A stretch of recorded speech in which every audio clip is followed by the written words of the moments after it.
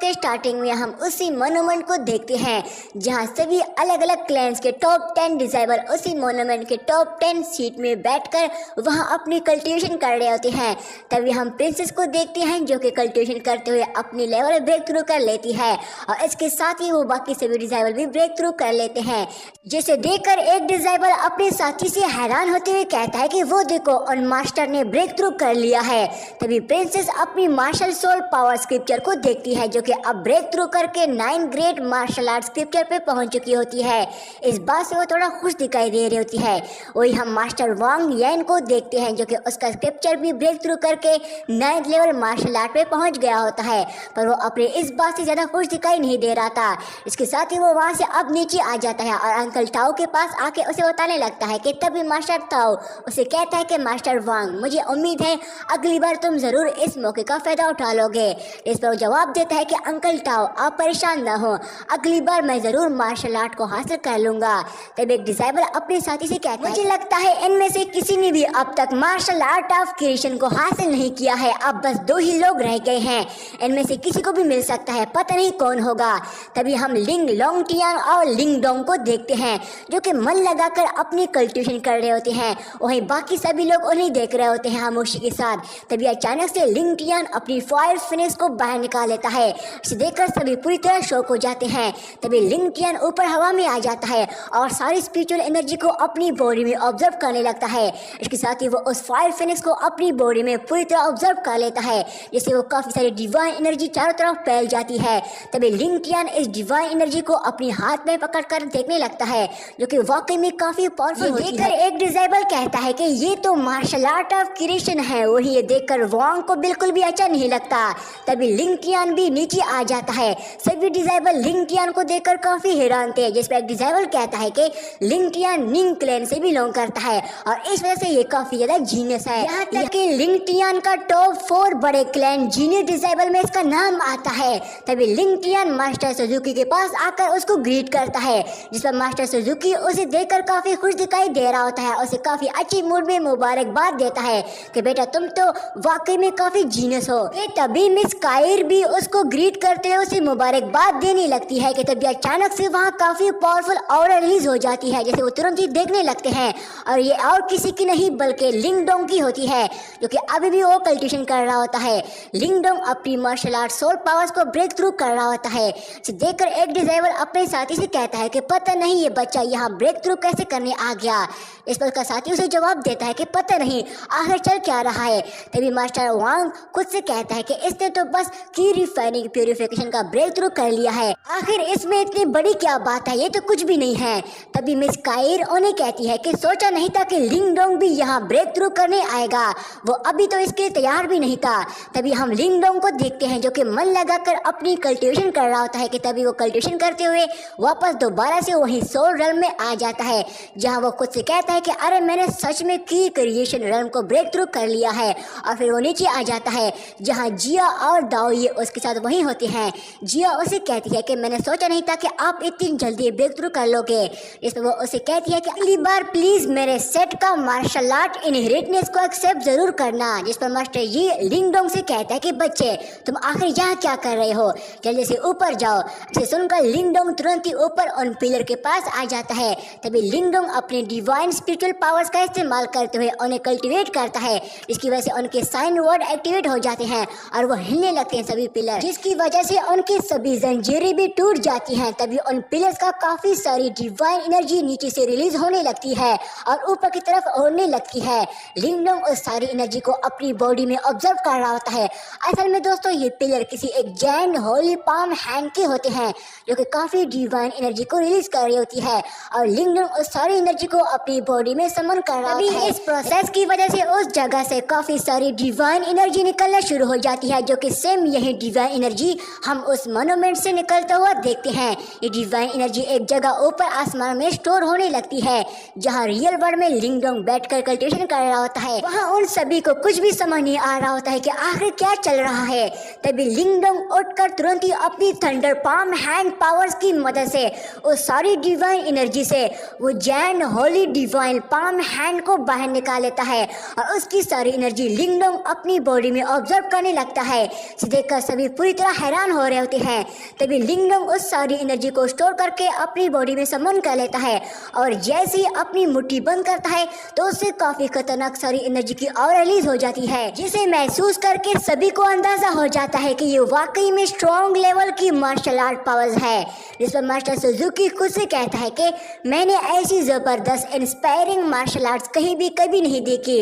जिस पर वो खुश होते हुए खुद से कहता है कि आखिर लिंगडोंग ऐसी जबरदस्त मार्शल आर्ट स्किल्स को कैसे जानता है, ये वाकई में काफी अमेजिंग था।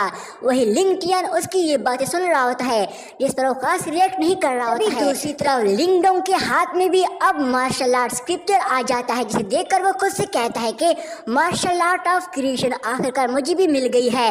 इसके साथ ही वो वहाँ से नीचे आ जाता है। तभी उन्हें देखकर बाकी सभी डिसेबल आपस में बात करने लगते हैं कि लिन फैमिली के दोनों डिसेबल को मार्शल आर्ट ऑफ क्रिएशन मिल गया है। अब तो समझ नहीं आ रहा है कि कौन ज्यादा स्ट्रॉन्ग है, लिंगडोंग या लिंग टियान। इस पर एक लड़की अपने साथी से कहती है कि सभी को पता है लिंग टियान सबसे ताकतवर है, वो लिन क्लैन का एक जीनियस डिसेबल है।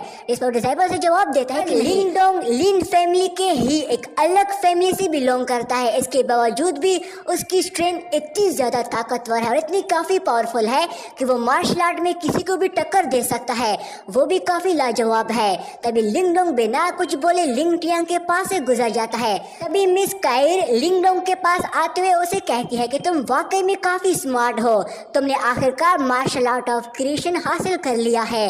इस पर लिंग फैंग उसको ग्रीट करते हुए कहता है कि सिस्टर आपका बहुत बहुत शुक्रिया। तभी मास्टर सुजुकी हंसते हुए उसके पास आ जाता है और उसे कहता है कि यकीन नहीं हो रहा है, तुम तो एक बच्चे हो और एक बच्चे से एक हीरो बन गए हो। जिस पर मिस काइर लिंगडोंग से कहती है कि ये लिन क्लैन से एल्डर सुजुकी है। ये सुनकर लिंगडोंग तुरंत ही उसको ग्रीट करता है कि एल्डर आपसे मिलकर मुझे काफी अच्छा लगा। जिस पर एल्डर सुजुकी उसे बताता है कि लिंगडोंग मैं तुम्हारे बारे में काफी अच्छे से जानता हूँ, मिस काइर ने मुझे आपके बारे में पहले ही बहुत कुछ बता दिया है। ये सुनकर लिंगडोंग उसका शुक्रिया अदा करता है। इस पर एल्डर सुजुकी उसे कहता है कि बेटा इस बार सिर्फ तुमने और लिंग टियान ने ही मार्शल आर्ट ऑफ क्रिएशन हासिल किया है, इससे यैन डिनेस्टी में लिन फैमिली की ताकत और भी ज्यादा बढ़ जाएगी। तभी उसकी बातें सुनते हुए लिंगडोंग सीधा लिंग टियान की तरफ देखने लगता है। इस पर लिंग टियान एल्डर सुजुकी से कहता है कि एल्डर सुजुकी तारीफ के लिए आपका बहुत ही शुक्रिया। इस पर एल्डर सुजुकी लिंगडोंग से कहता है कि मुझे उम्मीद है तुम आगे भी ऐसे ही बहुत ही अच्छा परफॉर्म करोगे। इस पर लिंगडोंग उसे ग्रीट करते हुए कहता है कि मास्टर आप परेशान ना हो, मैं अपनी तरफ से सबसे बेस्ट करने की कोशिश करूंगा। इसके साथ ही एल्डर सुजुकी और मिस कैर वहां से जाने लगते हैं और उनके साथ लिंग टियान भी आगे बढ़ने लगता है। तभी उसे देखकर लिंगडोंग खुद से कहता है कि मैंने बिल्कुल भी नहीं सोचा था लिंग टियान भी martial art of point creation को भी हासिल कर लेगा। इस पर उसका पपेट मास्टर उसे कहता है कि मुझे लगता है ये इतना आसान नहीं होता है। इस पर लिंगडोंग उसे पूछता है कि क्या कहा, इसे तुम्हारा क्या मतलब हुआ। इसको जवाब देता है कहना तो मुश्किल है पर मुझे बस ऐसा लगा कि ये इतना भी आसान नहीं होता। तभी एल्डर सुजुकी वहाँ सभी को अनाउंस करता है कि सभी मेरी बात सुनो, इस बार हमारे 4 बड़े क्लैन ने ग्रेट एंशिएंट मोन्यूमेंट में एंटर करना है। हम यहाँ सिर्फ मार्शल आर्ट पॉइंट को हासिल करने के लिए नहीं आए हैं। ये सुनकर सभी डिसेबल पूरी तरह शॉक हो जाते हैं कि आखिर मास्टर और क्या चाहता है। तभी लिंग टियान से वो कहता है कि बेटा ये सब अब तुम पर है, क्योंकि मैं चाहता हूँ ये वाली खबर तुम इन्हें सुना दो। जिस पर लिंग टियान तुरंत ही आगे बढ़ता है और सभी को अनाउंस करता है कि हमारे 4 बड़े क्लैन ने इस मोन्यूमेंट के नीचे कुछ डिस्कवर करना है। मैं बता दूं इसके नीचे एंशिएंट सेट का हिडन एक अंडरग्राउंड प्लेस है। ये बात सुनकर सभी डिसेबल पूरी तरह शॉक हो जाते हैं कि क्या सच में इस जगह के नीचे एक और एंशिएंट प्लेस है, इसका मतलब इसके नीचे जरूर बहुत सारे ट्रेजर होंगे। तभी लिंग टियान उन्हें कहता है इस एंशिएंट प्लेस के नीचे ट्रू क्लैंस के ट्रेजर्स मौजूद हैं जो कि वहाँ छुपे हुए होंगे। इसलिए मैं सभी को बता दूं हमारे ये 4 मेजर क्लैंस को किसी बात को छुपाने का इरादा नहीं है। उन ट्रेजर ऑनर का जो भी होगा वो अपनी एबिलिटी के मुताबिक उसे यूज करेगा। मतलब ये हुआ तुम में से कोई भी वहाँ से ट्रेजर हासिल करता है तो वो अपनी ताकत के मुताबिक उस ट्रेजर को खुद इस्तेमाल कर सकता है, और यही नहीं वो ट्रेजर भी तुम्हारा हो जाएगा और तुम उसे रख सकते हो।